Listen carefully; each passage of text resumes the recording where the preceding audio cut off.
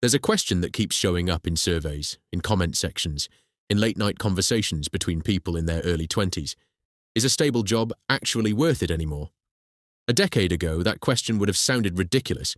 You go to school, you get a degree, you find a good job, you work there for 30 years. That was the deal. But somewhere between 2008 and now, that deal quietly fell apart. And Gen Z? They noticed. Every generation is handed a story about how the world works. For boomers, the story was simple. Loyalty pays off. Show up, work hard, stay at one company long enough, and you'll be rewarded. Pension, stability, a house, a life. For millennials, the story shifted slightly. Get a degree, any degree, and the doors will open. Gen Z inherited both of those stories, and then watched them fail in real time. They grew up during the 2008 financial crisis. Some of them were just kids, but they watched their parents lose jobs, lose savings, lose homes. They saw what stable employment actually meant when the economy stumbled. Then came 2020, a global pandemic, mass layoffs, companies that had employed people for decades, gone overnight. And right beside those layoffs, record corporate profits. Gen Z was watching all of this, and they were taking notes.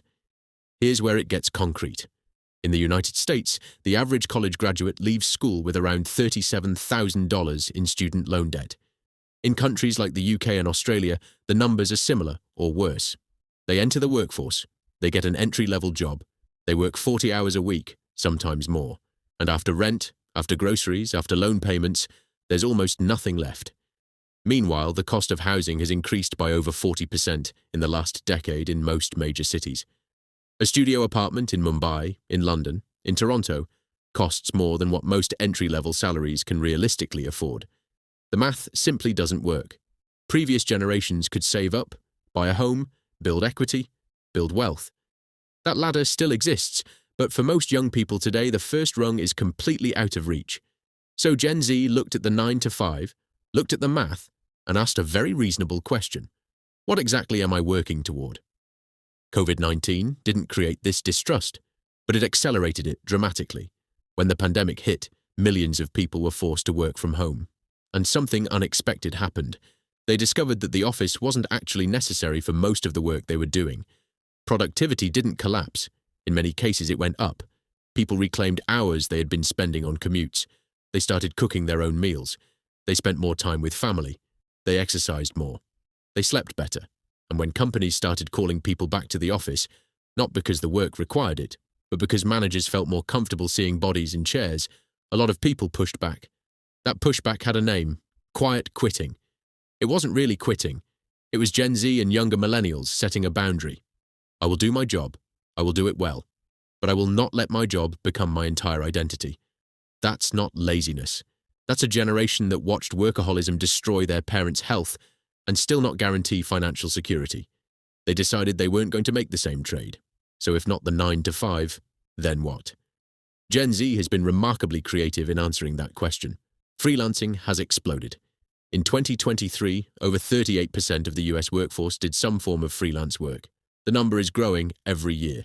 Young people are building skills, design, coding, writing, video editing, and selling those skills directly, without a middleman. The creator economy has gone from a side hustle to a legitimate career path. YouTube, TikTok, newsletters, podcasts, these platforms have created entirely new ways to build an audience and generate income. And then there's entrepreneurship. More young people are starting businesses earlier than any previous generation.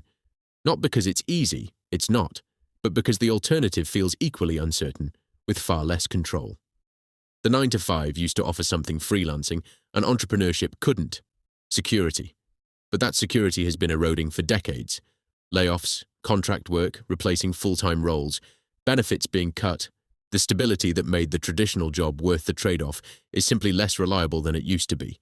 When security disappears from one option, the risk of the other options starts to look much more acceptable. There's a narrative, usually from older generations, that Gen Z is simply entitled, that they don't want to put in the work, that they expect too much too soon. That narrative misses the point entirely. Gen Z isn't refusing to work hard. They're refusing to work hard for a system that has consistently failed to deliver on its promises. They've seen the data, they understand inflation, they've watched the hows.